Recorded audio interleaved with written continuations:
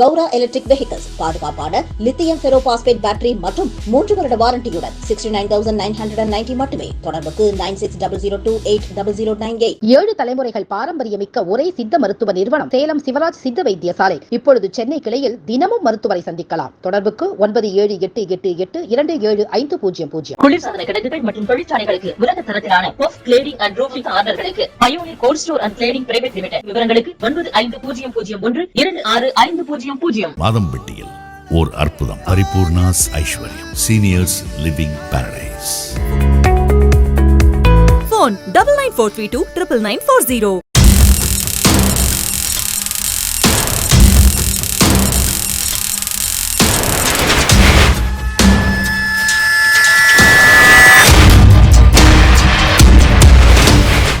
வணக்கம் அன்பு நண்பர்களை, மீண்டும் உங்களை சந்திப்பதில் மிகுந்த மகிழ்ச்சி. இன்றைய நேர்காணல் நிகழ்ச்சி நம்முடைய திரு ராஜீவ் மல்ஹோத்ரா இருக்கிறார்.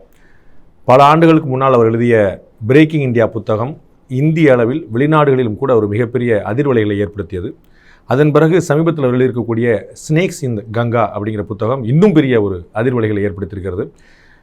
எப்படி இந்தியாவுக்கு எதிராக, இந்து மதத்துக்கு எதிராக ஒரு நெரேட்டிவ் உலகம் முழுக்க எப்படி அது செட் செய்யப்படுகிறது, அதை எப்படி உடைப்பது என்று பல ஆவணங்களோடு ஆதாரப்பூர்வமாக 500-600 பக்கங்களுக்கான மிகப்பெரிய ஒரு ஆய்வு கட்டுரையை புத்தகத்தை வெளியிட்டிருக்கிறாங்க. அதற்கான தேவை என்ன, அதற்கான காலம் என்ன, அதற்கான காரணம் என்ன, இந்தியாவுக்கும் இந்து மதத்துக்கும் அவ்வளோ பெரிய ஆபத்து இருக்கிறதா, இது கூட நிறைய விஷயங்கள் இருக்குன்னா வாருங்கள் கேட்கலாம். Namaste. What we heard about Harvard University is a prestigious education institution. People used to love to study there. But what we learned from your book, you are hitting hard on Harvard University that they have a motive, they are trying to break the Indian mythology and even India. Why you are targeting Harvard University? So, first of all, Harvard is a very good university. That's what we were told. Yeah. So, for science, engineering, different technologies, medicine. So, for these courses called STEM, science, technology, engineering, it's one of the best in the world. Many Nobel Prizes, lot of technology. And so, Indians who go there, study these disciplines, bring it back, is good for the country. And Indians who want to sponsor this kind of research is good for the country. Now, we are talking about different part of Harvard. We are talking about social sciences. Social sciences where they teach about history, social justice, human rights, feminism. They talk about caste. They talk about problems of this kind. That is the area of Harvard we are talking about, not the rest of it. And this is not the majority of Harvard, but it is that part of Harvard which is focusing on the study of India, particularly. Now, Oxford was also a very great university. Is still a good university. But during the British, Oxford was the training center for teaching the British how to rule over India. Oxford was a center for distorting Indian history, for looking at how to exploit one caste against another, one king against another, one religion against another. This is the job of Oxford. So now Harvard is playing this role. And so the way we reached the conclusion, we looked at all the problems that are coming to India. There is all this Washington Post article when there is farmer protest. There is New York Times article when there is a Article 370 change. So like this, whenever India does something that is a bit controversial, then the foreign press write articles. Economist, BBC, Wall Street Journal, and all that. Plus the think tanks in America criticizing. They all have Harvard root. They have Harvard root. So this is why we decided to find out how the people who are at Harvard, who develop these theories, they are very influential. Harvard has got a very big brand name. It's the biggest brand in the world. And it is the biggest, richest university in the world. So it is like, think itself like the Vishwaguru. And they are educating the journalists. They have something called Nieman Center and Pulitzer Center. And they are training the journalists. Lot of the journalists, what they are training about India is very negative for India. They have many anthropology, social sciences. They are talking about social justice. So the kind of things that Harvard is teaching, developing as research within Harvard and talking about India is not good for India. If you point some particular professors or HOD or anybody teaching staff that could be understandable. But pointing the whole university as that the social science department, their whole area is doing the same thing, is it not coloring in the bad sense? How we can color a whole institution in that way? So we're not coloring the whole institution, we're coloring the social sciences, part of the institution. And the social sciences follow a certain pattern of metaphysics and certain pattern of framework. Is it happening only in a few last years, or it's happening for the past so many years? It has been happening for quite a long time. I mean, my foundation, Infinity Foundation, gave many grants to Harvard in about 15-20 years ago to study Indology, which is the study of India. We appointed visiting professors at Harvard. So it is not like I don't know Harvard. I have given money to Harvard. I've gone there, given talks to Harvard. We've attended conferences at Harvard. So the general approach to India is not from the Indian point of view. It is from their point of view. And a lot of Indians are working there. Obviously, the point of view differs, no? Yes. So the point of view differs. So they have a right to their point of view. I'm not saying they're doing anything illegal. This is their point of view. Even in India, there is opposition for farm laws, and even for 370. Even in India, there was not only Muslims or not only farmers. Yes. A lot of the political arena, they were also blaming the government. Yes. So the different of opinion is nature. Absolutely. So what they're saying may be accepted by, say, somebody in Bengal, maybe that way, or maybe Rahul Gandhi. Maybe they bring Rahul Gandhi, and he's a very big celebrity. In Bengal, in Kerala, in Tamil Nadu, in Punjab, in Delhi. Absolutely. It happens in majority of the states. Absolutely. As long as we are debating India, within India, it is not a problem for outsiders to come. But when there is a debate on India, and the people who are very strong in a foreign country, they are taking side, and they are taking one side against another side, and they are funding some people here, and they are teaching their idea, which is one way, against the rest of the country, and then they are influencing the US policy, US State Department, US Congress, US Senate. Policies on India are sometimes formulated at Harvard. So Harvard Kennedy School of Government is where they teach government, how to run the government, foreign policy, they teach that. It is the most prestigious school of government in the world. And our own IAS officers... This is what an university has to do now. No. You have to educate. I understand, but I'm saying our IAS officers also go there and study. So whatever is their ideology, they are entitled to it. I'm not saying that there is anything that they are not entitled to. But whatever is their ideology, they are teaching our IAS officers. Now, you don't have to send your IAS officers to another country to learn their ideology and come back. If our institution is that much capable, we don't need to send. But if we are in a growing country and they are already well developed, so their education system is entirely different, so that we are sending that. It is not a... But when you say develop, what do you mean by developed? Do you mean to say they know more about Indian history than we do, and they know more about Indian political thought than we do? Do you think they know more about Indian society than we do? I can see that they are more developed in science. I can see they're more developed in engineering, maybe medicine also. But you feel that they're more developed in the study of Indian history, Indian culture, that is the area we're concerned about. That they have put themselves as the world expert on Indian civilization, Indian culture, Indian role of women, the issue of Dalits and Brahmins, Indian issue of Muslims. So they are looking at these fault lines. Do you see any government of India's role to curb this type of attempt? Is there anything left? No, government of India is not doing anything to curb this attempt. They keep abusing the government of India. And this business of Harvard having a slant against Indian culture was also in the previous government. It is not only the Modi government. I was involved when it was the Manmohan Singh government and Rahul Gandhi government and all that. And during that, it is against India, not about Modi. It is not about Modi alone. It is against India and against Hindu Dharma. And when Modi came, it became worse because Modi. Do you think that any Indian government can do anything on this? The Indian government can basically do several things about it. One is to copy what China does. China does an annual report on how China is being studied in the other countries. And India should do an annual report on who studies India, what they study, what is right, what is wrong, give a response. But India hasn't done that. I have proposed that we should do that once a year conference where we review the study of India at Harvard, at Oxford, here, all kind of places, at least give them a response that this is our view. Instead of sending students, we can send faculties there. We can, but they will not accept that faculty. They will only select their own faculty. We can send, but they will not accept. You were talking about caste, the Brahmins and Dalits and all.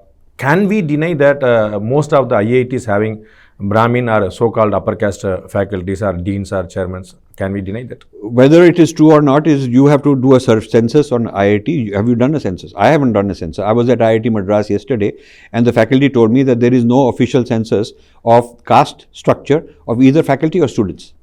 There is some quota for OBCs and all that, but under the general quota, how many people come and what caste there is, nobody has done a census. So if nobody has done a census, even officially by IIT themselves, it's a matter of speculation. But suppose we assume that the majority of the people are of one caste, not the other caste, and therefore it's a problem. I agree with it.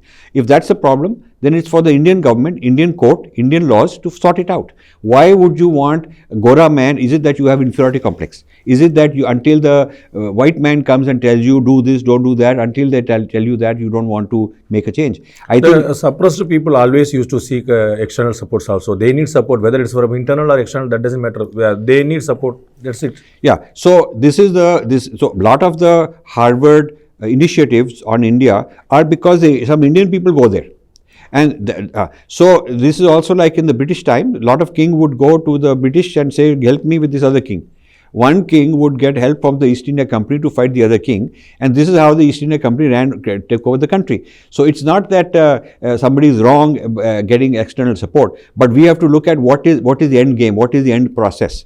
What happens in the end when one community gets foreign support against another community. If you look at American intervention, whether it is Iraq, whether it is Afghanistan, whether it is Vietnam, whether it is wherever, it has never ended well for those country people, even though it was to bring democracy. It was to bring democracy in Iraq, democracy in Afghanistan. But in the end, it destroyed one community or another community, all of them fighting.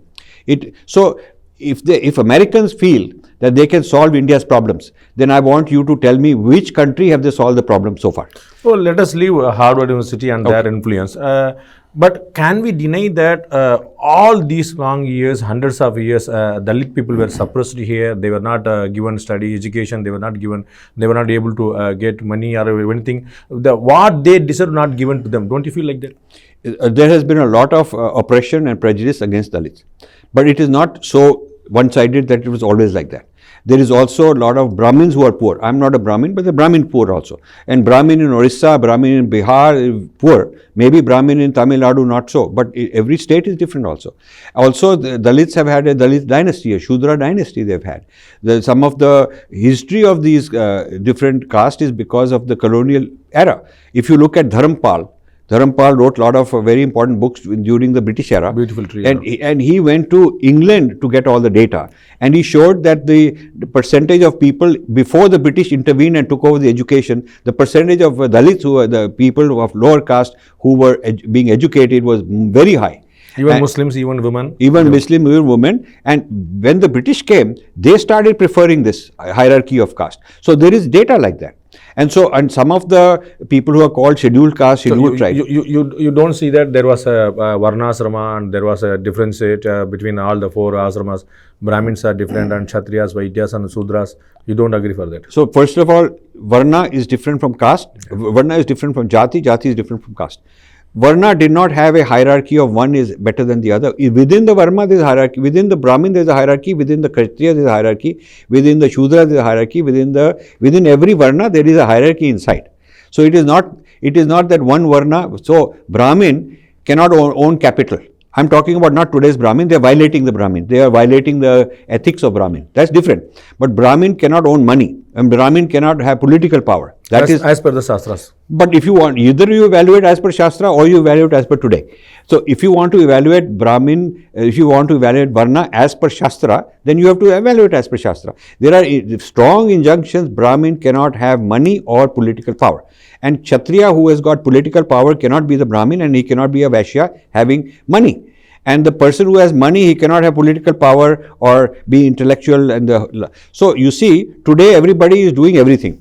So today's mix-up and degeneration of Varna into a chaos, into everybody, all kind of corruption, a corruption of Varna, cannot be the basis to decide and evaluate the theory of Varna as such. But you might be agree that Sudras or so-called Panchamas or so-called scheduled caste today, they were completely suppressed for thousands of years. No, I don't agree with as that. a majority, right? You can see everywhere. Poverty is universal. It is not about a Brahmin or a Kshatriya or Vaishya. Yeah. But poverty is universal. Yeah, I agree. It is a universal. But you can see the percentage and ratio, not only with the population and also in education and all everything. So No, wait. If you are making a historical statement, then I want. no, I'm talking about now. Even from long way. I'm not talking about this year. It happens every other time, and it happens for a long time. No, but you can't say thousands of years. I would like to see data. For thousands of years, I would like to see data. Whether the Shudras were more poor than others, I would like to see data, and I have not found data. Not only about poverty, but also about the opportunity they were given. No, but opportunity you have to decide. The Brahmin does not have opportunity to make money. He does not have opportunity to make money in the traditional sense. And he's got no opportunity to become a Kshatriya in the traditional sense. So you could also say that Brahmin has to just stick to what he does. So why do you say that a person who's a farmer, it's a very prosperous field, and who's the worker for textiles, metallurgical worker, these were very big industries.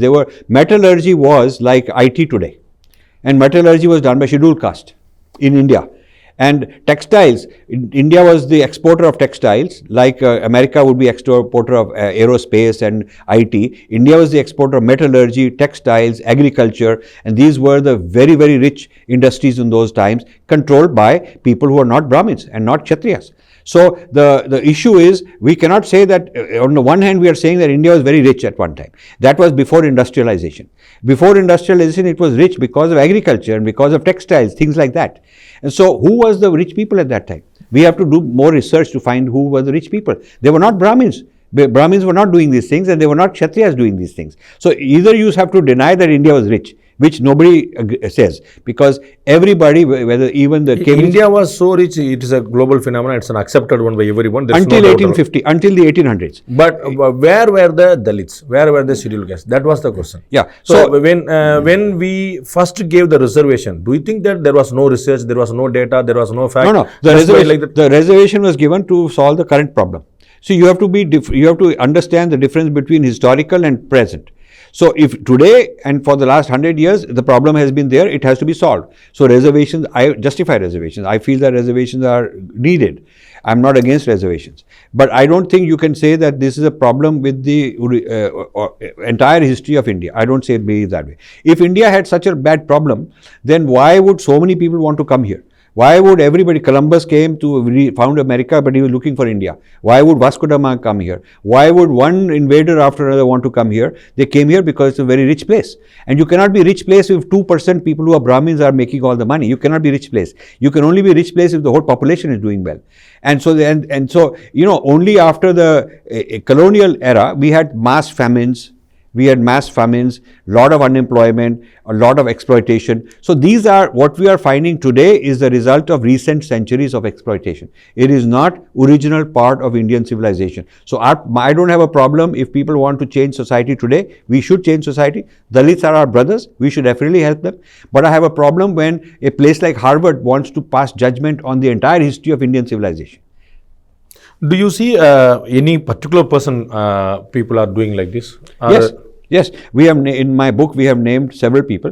We have named dozens of people, individuals. We've given quotations, what they are saying, what they are doing, and whatever they are doing, they can do it here. Do we need to give that much importance to them? Are they that much influential? They can change. Or you are writing books and pages and pages, volumes and volumes on them. We can be in denial. We can remain in denial and keep our eyes closed. The point is that they are controlling the discourse. They are controlling the discourse not only at Harvard, not only US foreign policy, but what is being taught in Kriya University in the south, what is being taught in Ashoka University in the north, what is being taught in Azim Premji, and all these kind of Tata Institute of Social Sciences, JNU. Lot of these professors get trained foreign countries. So they learn the social sciences. If you study sociology in any Indian university, there is not one Indian social thought being taught. Whether it is Brahmin or Dravidian social thought, what they're teaching is Western sociology. All these European sociologists, they're teaching their theories most of the time, a little bit Indian stuff thrown in.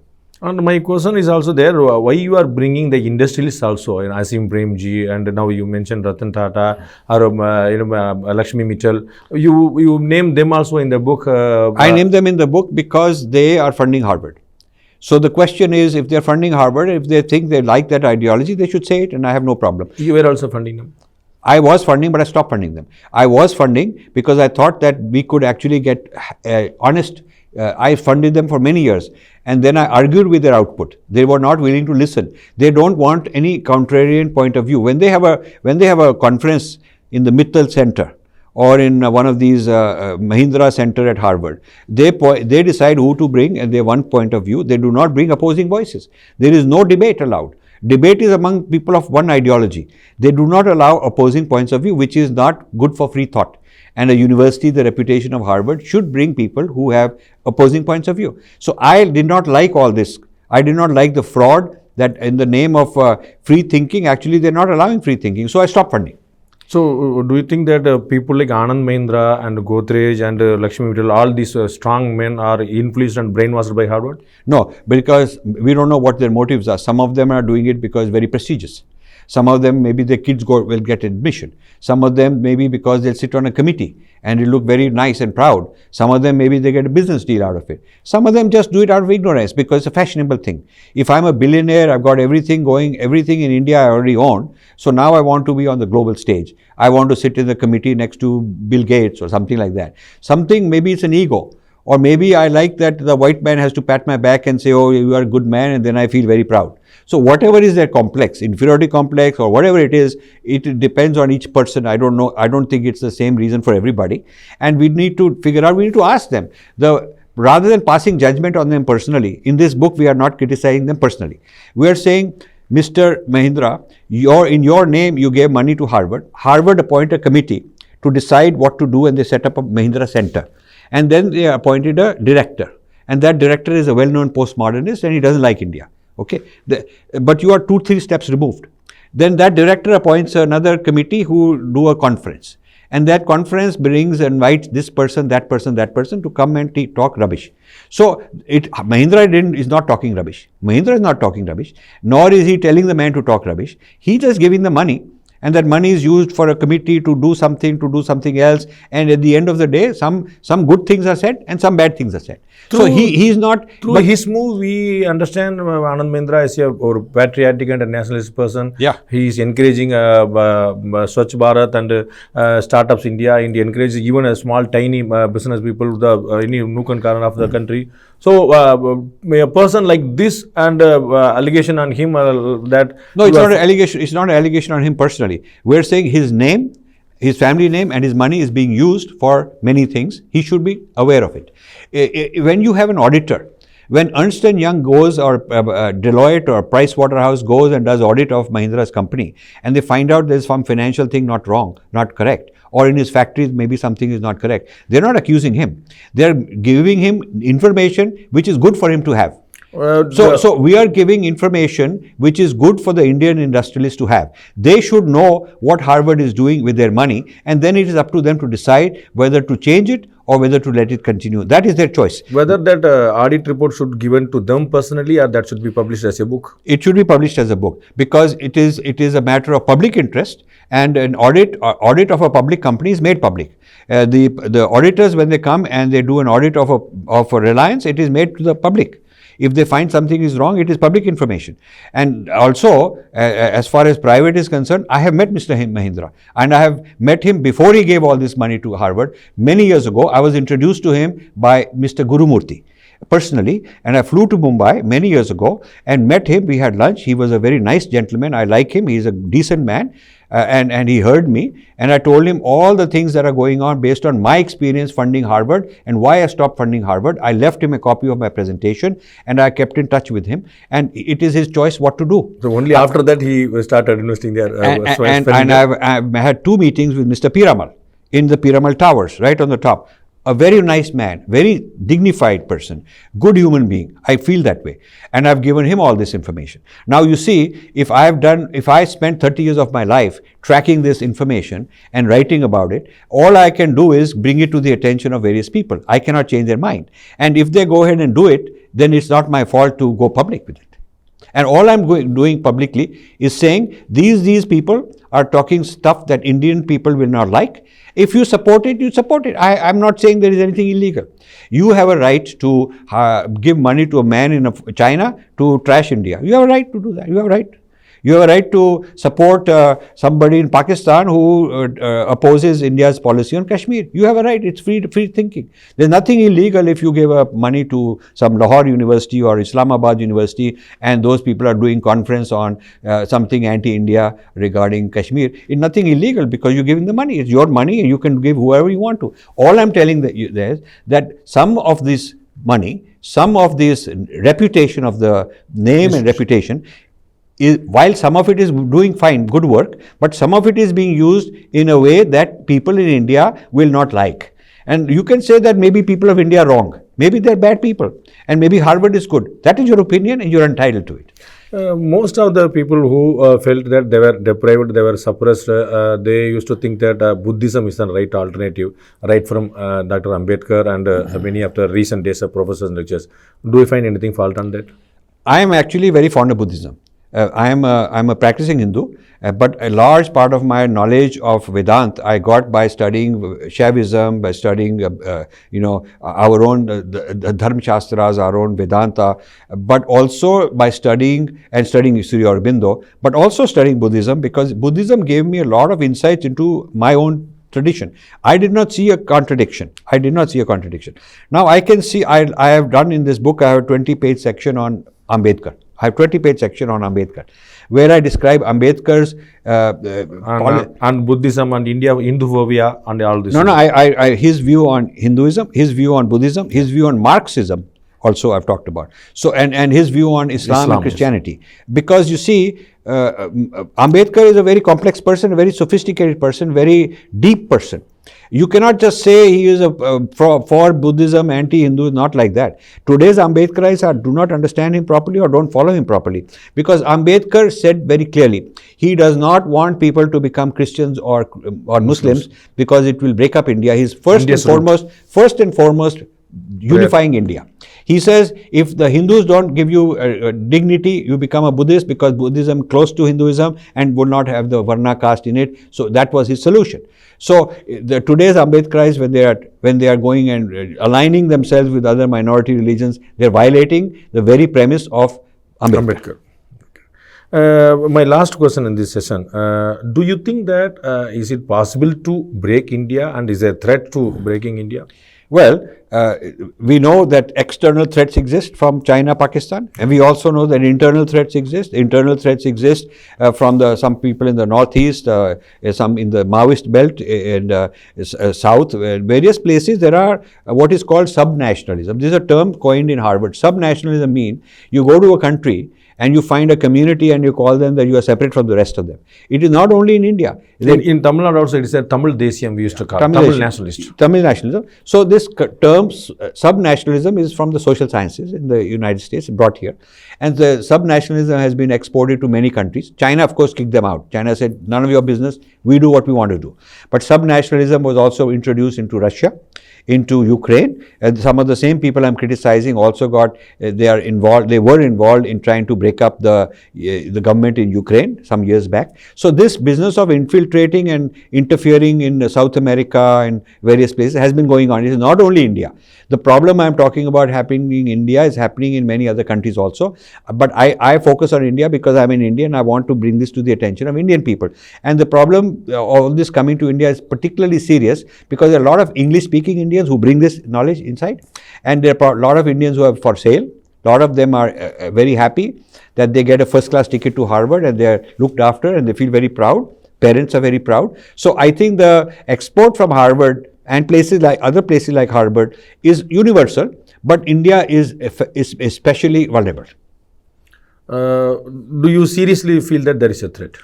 Yeah, there is definitely a threat. There is a threat because you ask the national security people. There is a threat. The national security people tell me there is a threat. One of the persons who launched the book in Delhi was a DIG of police, Prakash Singh. He said this is absolutely a serious matter, and he's been into it, following this for 30 years, getting worse. So you should listen to the September 26th book launch, which we did in Delhi. You should listen to the talks by those people there. And then another one which we are launching today, a video of our book launch in Vivekanand International Foundation in Delhi. Listen to the talk by Kanwal Sibal, Foreign Secretary. He says that throughout his career all over the world, he's noticed these things, but nobody explained to him the reason. Nobody put it all together. It's like we're connecting the dots. It's like the examples we are giving, people have noticed, but they have not put it all together like we did. My last question again, do you think that that Harvard theory is infiltrated into judiciary also, Indian judiciary also? Yeah, because my co-author Vijaya put out a video also showing that Justice Chandrachud is basically quoting some of these Harvard guys. Rather than quoting our Shastra or our traditions, he's quoting that so-and-so said this, therefore we have a problem. So-and-so said this, therefore we have a problem. It's as if the Adhikari is Harvard now.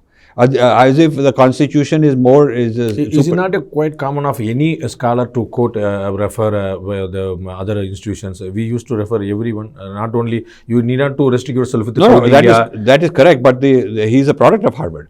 His father was a Chief Justice, one of the longest serving. He's a product of Harvard. His children are product of Harvard and Stanford and so on. So when he says that this business of merit is false, because he quotes the Harvard guy to say that this business of merit is false because actually it is the privilege of your ancestry that you are getting and you're calling it merit. Well, if you apply it to Chandrachud himself, then you have to say that his merit on which he became Chief Justice of India, is it because of his ancestry, because he enjoys the privilege he got from Harvard and from his parents? You have to ask these questions. So if they are allowed to ask questions and challenge us in a free society, we can also ask these questions.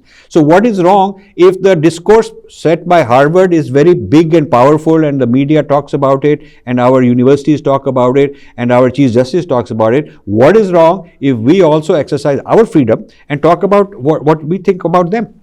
So all we are doing is talking back.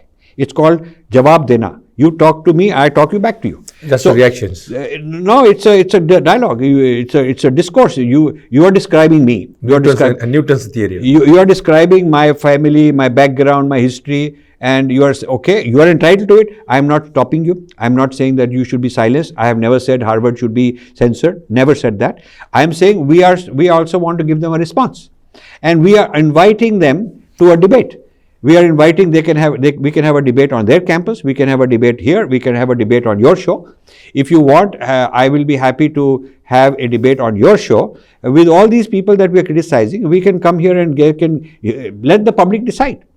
Let the public decide, listening to both sides. So we are not against their right to criticize us. We are not. But we have the same right to criticize them. Thank you very much, Dr. Malhotra. Thank you very much for your time and thought. Thank you so much. Thank you very much.